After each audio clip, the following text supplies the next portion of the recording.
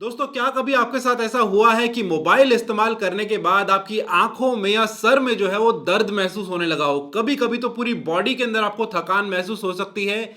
इसकी एक वजह जो है वो मोबाइल रेडिएशन भी हो सकती है। और यहां मैं आपको बता दूं कि रेडिएशन अगर ज्यादा हो तो आपकी याददाश्त में भी कमजोरी आ सकती है, ब्रेन ट्यूमर भी हो सकता है और यहां तक कि कैंसर के चांसेस भी बताए गए हैं रिसर्च के अंदर। और मैं आपको डराना नहीं चाहता हूं, लेकिन एक बात मैं आपके साथ क्लियर कर देना चाहता हूं कि जब भी ये मोबाइल कंपनियां अपने मोबाइल को लॉन्च करती है तो बहुत चिल्ला चिल्ला के बताती हैं कि इसके अंदर 64 मेगापिक्सल का कैमरा आपको देखने को मिलेगा, 5000 mAh की बैटरी देखने को मिल जाएगी, ये मिल जाएगा, वो मिल जाएगा। लेकिन क्या कभी आपको बताते हैं कि इसके अंदर रेडिएशन कितना है, सार वैल्यू कितनी है?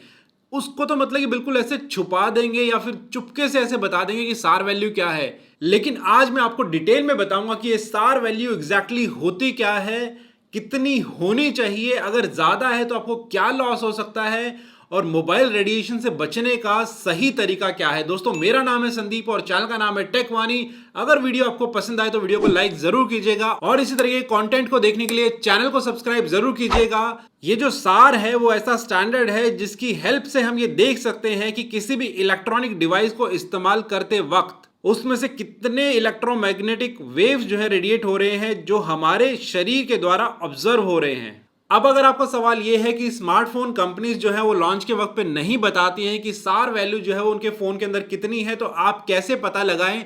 तो बहुत आसान तरीके हैं, मैं आपके साथ शेयर कर देता हूं।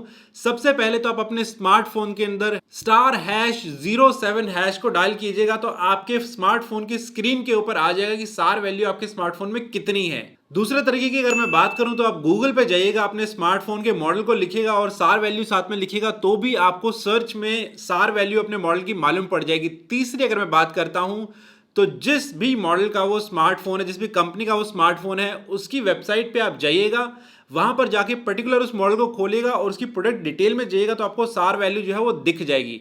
अब सार वैल्यू जो है वो दो तरीके से होती है, एक तो हेड की और एक बॉडी की। नॉर्मली क्या होता है कि जिसमें मोबाइल के अंदर जितनी रेडियो एक्टिव जो तरंगे जो चल रही होती है, जब हम अपने फोन को कान के पास लेके आते हैं, कई बार हम बहुत प्रेस करके सुनते हैं जब आवाज नहीं आ रही होती है, ये कहीं ना कहीं खतरनाक है। मैं आपको पहले ही बता देता हूं कि ज्यादा स्मार्टफोन को अपने कान के पास ज्यादा प्रेस मत कीजिएगा, क्योंकि उस वक्त जो है रेडिएशन ज्यादा हो जाती है तो बॉडी जो है हमारी ज्यादा एब्जॉर्ब करती है। तो यार, हेडफोन्स का आप इस्तेमाल कीजिए, कान से थोड़ा सा ज्यादा दूर रखिए, हो सके तो स्पीकर फोन पे आप बात कीजिए।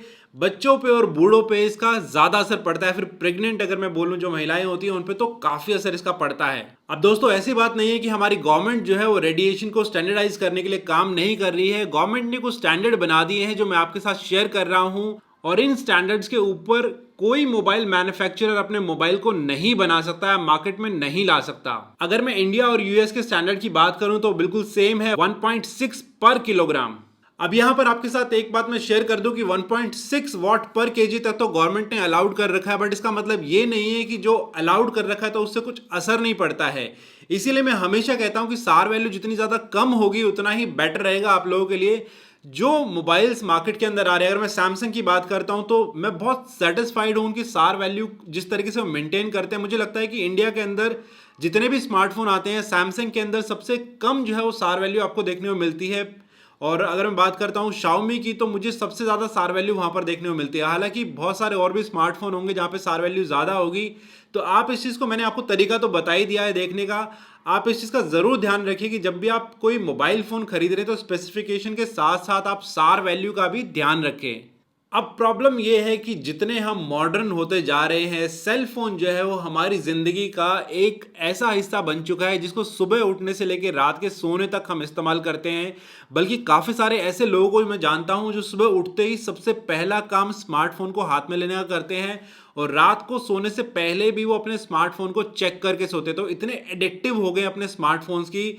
तो अब मैं कुछ ऐसे 5 तरीके आपको बताने वाला हूं जिसकी वजह से कम असर होगा इन रेडिएशन का। अगर मैं पॉइंट नंबर 1 की बात करता हूं तो हो सके तो फोन को आप स्पीकर फोन पे रखें जब भी आप बात कर रहे हैं, या फिर आप जो है वो वायर वाले जो हेडसेट होते हैं उनको आप यूज कर सकते हैं ताकि आपको फोन भी दूर रखे और आपकी बात भी आसानी से हो जाए।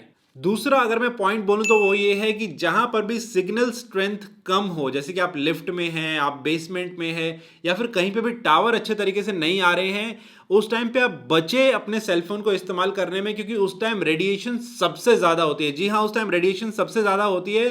तो जब आप लिफ्ट में हो, आप बेसमेंट में हो, या फिर ऐसी जगह पे हो जहाँ पे सिग्नल कम आ रहे हो, तो बचना उस वक्त पे स्मार्टफोन इस्तेमाल करने से। दोस्तों तीसरे अगर मैं पॉइंट की बात करूं तो बहुत इंपॉर्टेंट है, जब आप सो रहे हैं तो कोशिश कीजिए आप सेल फोन को अपने पिलो के आसपास ना रखें, अपने सर के आसपास ना रखें। कोशिश कीजिए कि उसको थोड़ा दूर रखें, और हो सके तो जब आप सो रहे हैं तो उस टाइम पे एटलीस्ट इसको स्विच ऑफ कर दीजिए, ताकि जो रेडिएशन है वो आपके पास पास भी ना रहे। और पिलो के पास तो बिल्कुल भी मत रखिएगा, इस चीज से बिल्कुल बचिएगा।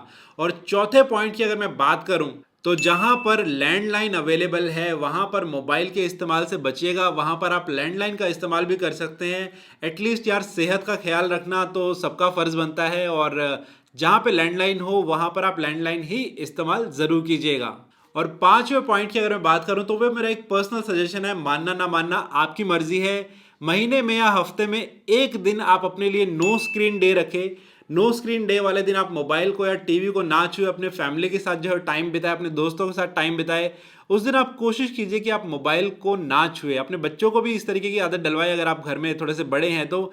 नो स्क्रीन डे जब आप मनाएंगे तो ना सिर्फ मोबाइल से आपकी दूरी बढ़ेगी, बल्कि बीमारियों से भी दूरी बढ़ेगी, और अपने परिवार या दोस्त जो है उनके साथ आपकी दूरी जो है वो घटेगी, दोस्ती में और कन्वर्ट होएगी। सो ये थी कुछ बातें सार वैल्यू को लेके। उम्मीद है वीडियो आपको पसंद आया होगा। वीडियो पसंद आया तो लाइक जरूर कीजिएगा, और चैनल को सब्सक्राइब भी कर लीजिएगा। ये बिल्कुल फ्री है, इसका कोई पैसा आपको नहीं देना है। रेगुलर आप ऐसे वीडियो जो है वो देखते रहेंगे। मेरा नाम है संदीप, मिलता हूं बहुत जल्दी आपसे नेक्स्ट वीडियो के अंदर।